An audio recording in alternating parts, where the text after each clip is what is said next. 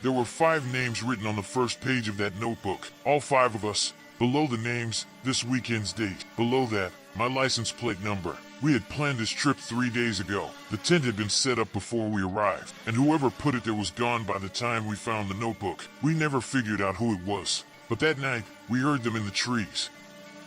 It was my buddy Marcus who suggested the camping trip. There were 5 of us: Marcus, 2 guys from college named Drew and Eli, my girlfriend's brother Jake, and me. We talked about doing something like this for months and kept pushing it back. Finally, on a Wednesday night, we just picked a weekend and committed. 3 days from then, we found a spot on a map that none of us had been to before. A clearing near a creek about 2 hours into state forest. No official campground, no facilities, no trail markers. Just a dirt road that ended, and then you walked. I drove out ahead of the group that Saturday. I had the tent and most of the gear and wanted to get the site set up before dark. The others were coming in a second car about 40 minutes behind me.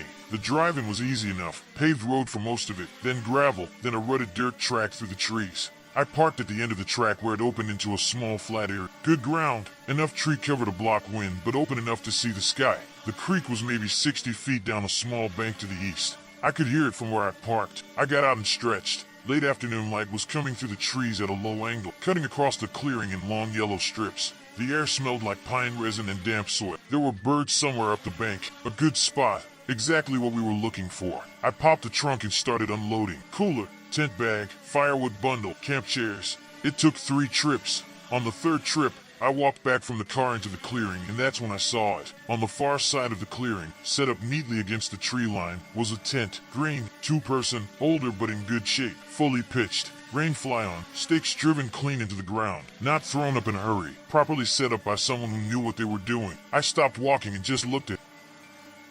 My first thought was simple. Someone else got here first. Not a big deal. People camp. The clearing was big enough for 2 groups. I set my gear down and walked over to get a closer look. I called out as I got near. No answer. I called out again, louder this time, so they'd know I was there if they were down at the creek. Nothing. I looked around the clearing. No second car visible anywhere. No gear outside the tent. No chairs. No cooler. No firewood. Just the tent. I crouched down near the entrance and looked at the ground. The grass around the tent stakes was slightly pressed down in a way that takes time. This tent had been here for a while, not an hour. Maybe since the night before. I checked the fire pit near the center of the clearing. The ash inside was recent, black and powdery on top, but not fully cold yet when I held my hand close. Someone had a fire here last night or early this morning. I stood up and looked at the tree line. The woods on the far side of the clearing were dense. No trail visible, no movement, no sound from that direction. I walked a slow circle around the tent, checking the ground. Boot prints in the soft dirt near the creek bank, 1 set,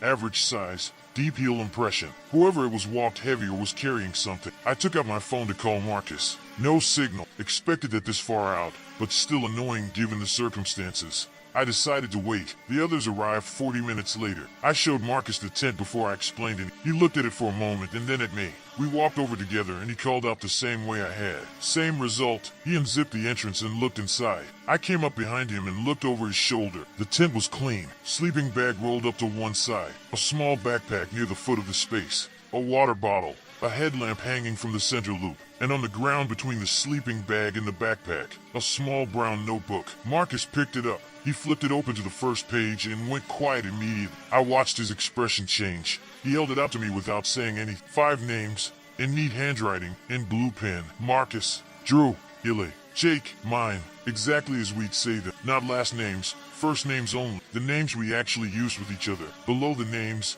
the date, this Saturday. Below that, in slightly smaller writing, my license plate number. I read it 3 times. Drew came up behind us. Marcus showed him without a word. Drew read it and stepped back. None of us said anything for a moment. Then Jake, who'd been unloading the second car, walked over and asked what we were looking at. We showed him. He looked at it for a long time and then said what we were all thinking. Only the 5 of us knew we were coming. We'd planned this trip on a Wednesday evening, over messages between the 5 of us. No one else was in those messages. The location we'd chosen wasn't a named campground, just a clearing on a map that Marcus had flagged. We hadn't told anyone where we were going, not in detail, not this specific spot. Eli went quiet and walked to the edge of the clearing nearest the trees. He stood there for a minute and then came back. He said there were more boot prints going into the woods from the back of the tent, multiple sets. the deep-heeled ones from before, and at least one other. We looked at the tent again. One sleeping bag, one backpack, but multiple sets of prints going in and out of the trees. Marcus said we should leave. I thought the same thing,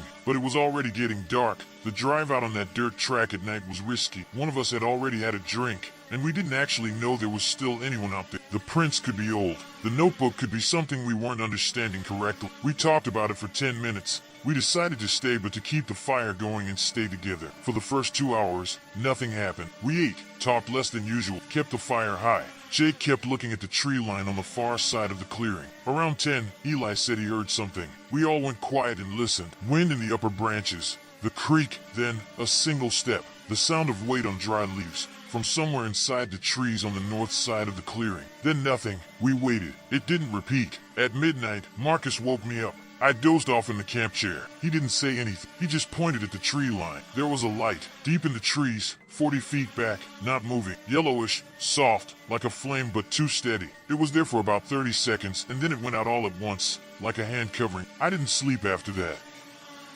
At around 2 in the morning, we made the call. We broke camp in the dark, working fast, headlamps on. We left the green tent exactly where it was. We didn't touch the notebook again. We drove out on the dirt track with the headlights on high, and nobody talked until we hit pavement. We filed a report with the Forest Service the following Monday. An officer went out to check the clearing. He called Marcus back 2 days later. The green tent was gone. The notebook was gone. The fire pit had been used again after we left. Fresh ash, recent. The boot prints had been walked over multiple times. Too disturbed to read clearly. No one was found. No one was identified. The officers said it could have been someone who knew the area and used the clearing regularly. Someone who'd spotted our plans somehow. Maybe through someone we told without thinking. He said there were a lot of explanations. He didn't say it with much confidence. I've thought about that notebook more times than I can count. The handwriting was neat, unhurried. Whoever wrote it wasn't panicking or rushing. They had time. They knew our names, our date, my plate, and they wrote it all down and left it somewhere they knew we'd find it. That's not a mistake. That's a message.